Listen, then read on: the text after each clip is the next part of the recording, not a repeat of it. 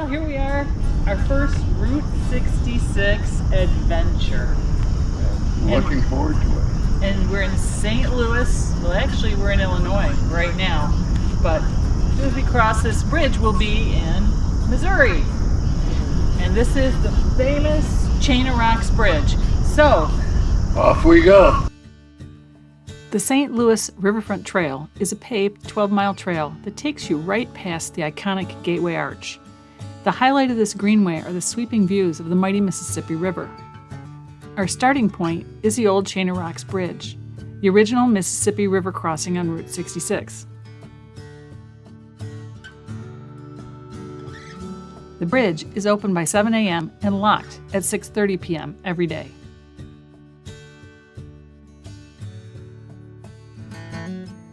The bridge gets its name from the river's 17 miles of rocky shoals south of the bridge that are now covered by a low-water dam.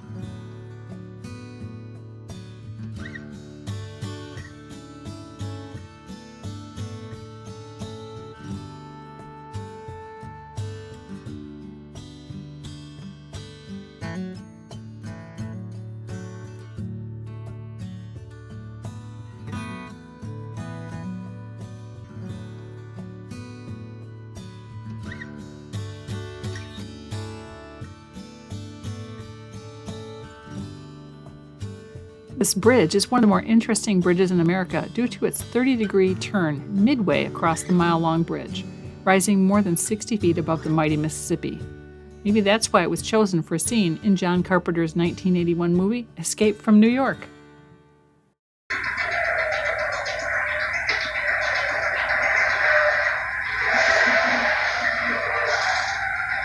Let's get back to how the bridge got a bend in it. In 1929, riverboat men protested the planned bridge because it had to run near two water intake towers for the Chain of Rocks pumping station.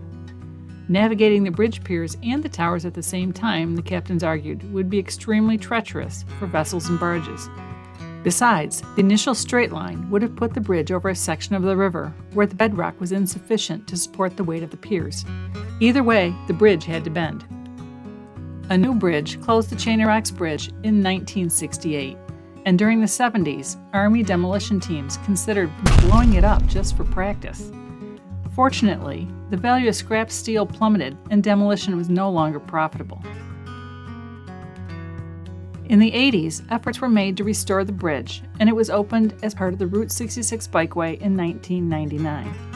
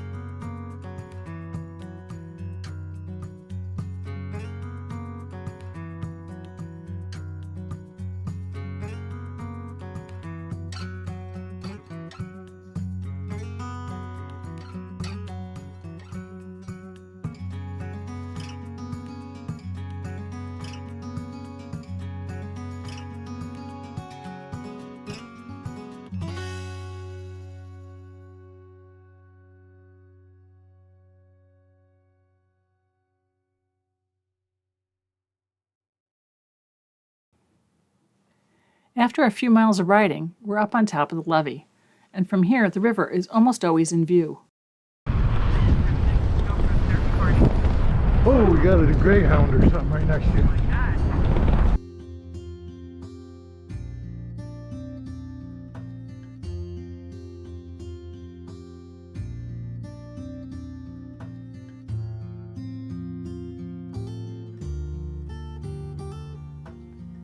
The towering concrete floodwalls lining the trail serve as a reminder of the Mississippi River's dynamic water levels, and they double as canvases for striking art installations. The trail itself offers varied perspectives as it alternates between the protected inside and the open outside. As we rode along, I couldn't help but think how comforting it must be to have these walls protecting the city from flooding.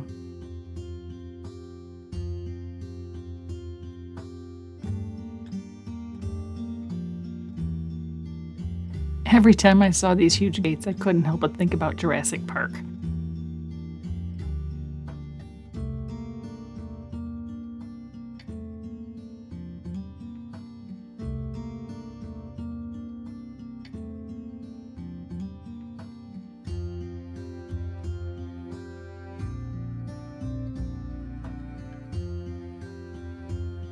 This stretch offers an interesting opportunity to watch the relationship between the river and industry. You'll see large tugboats pushing barges with all sorts of cargo, and trains running up and down the tracks ready to load or offload the barges.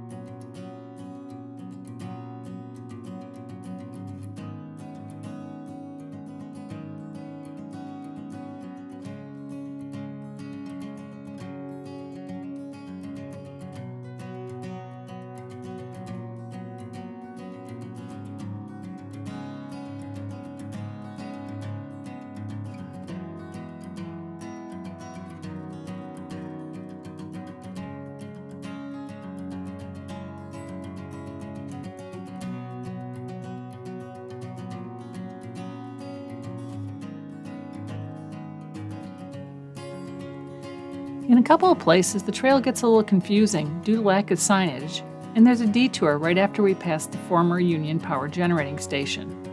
I know we didn't go the way we were supposed to, but we ended up back on the trail.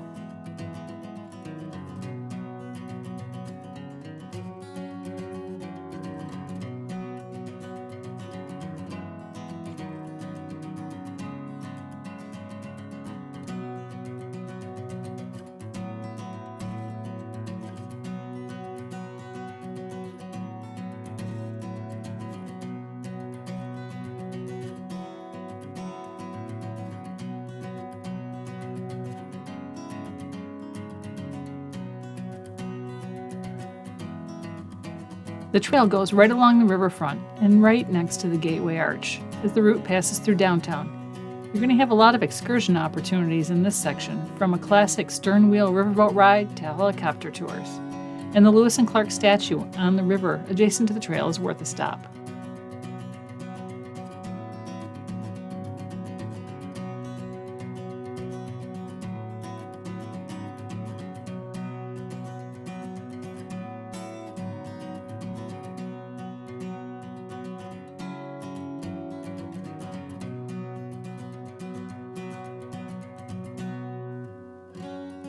At the trail's south end, we found the graffiti wall. Its expressive colors and artwork might want to make you slow down. I believe it's covered over occasionally so that new artwork can be expressed.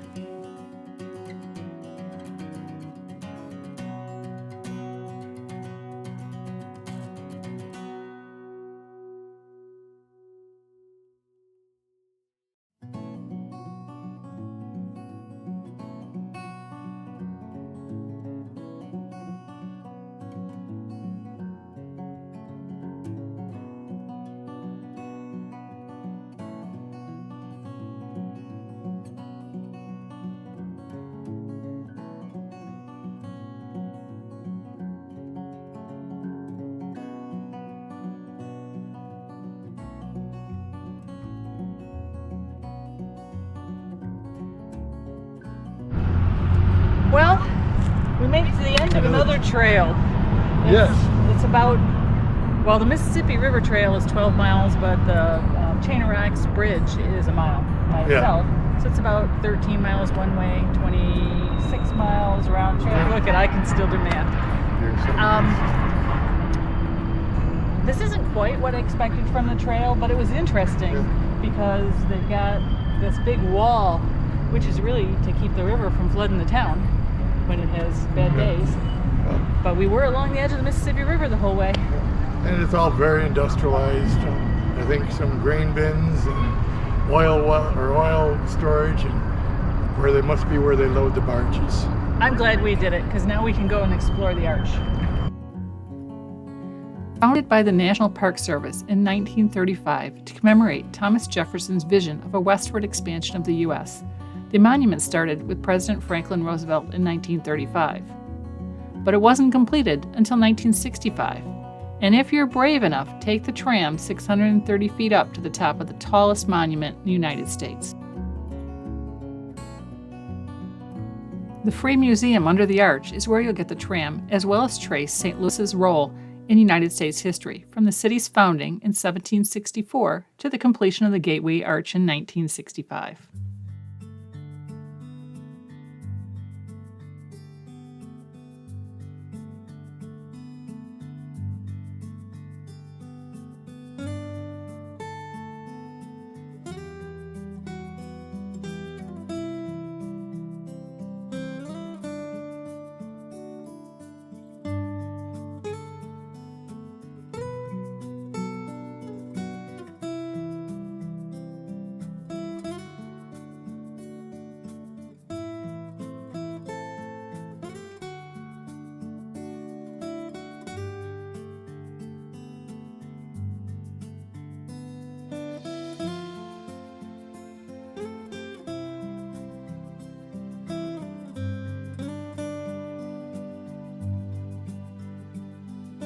We picked this KOA because only 4 miles from the Chain of Rocks Bridge. Blew a tire on the highway, so we didn't get to the zoo to see the penguins, but all is well.